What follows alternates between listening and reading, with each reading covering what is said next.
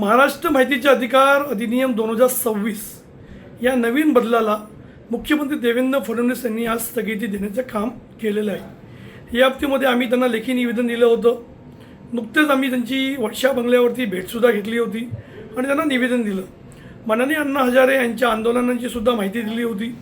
त्यानंतर माननीय मुख्यमंत्र्यांनी सर्व बाबीचा विचार केला।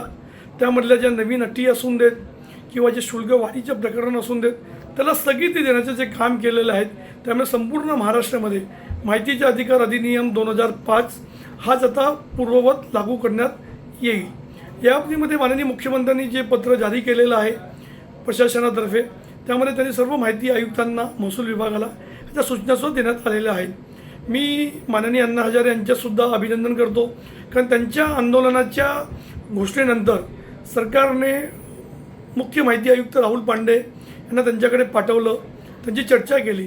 त्यानंतर राज्यातील विविध स्तरावरती सर्व जिल्हाधिकारी असून देत किंवा वेगवेगळ्या अधिकाऱ्यांकडे वेगवेगळ्या माहिती अधिकाराच्या कार्यकर्त्यांनी एक साखळीबद्ध एक भेट घेऊन त्यांनासुद्धा निवेदन देण्याचं काम केलं।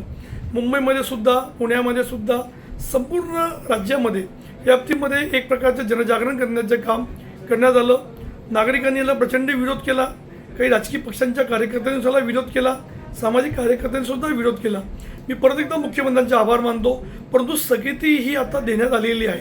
परंतु स्थगिती दिल्यानंतर त्या बाबतीमध्ये सुद्धा पुनर्विचार करून भविष्यामध्ये असे कायदे बनवताना सामान्य जनता असून देत, विधिमंडळ असू देत, त्याची सुद्धा चर्चा करणं हे फार आवश्यक आहे, असं आमचं मत आहे।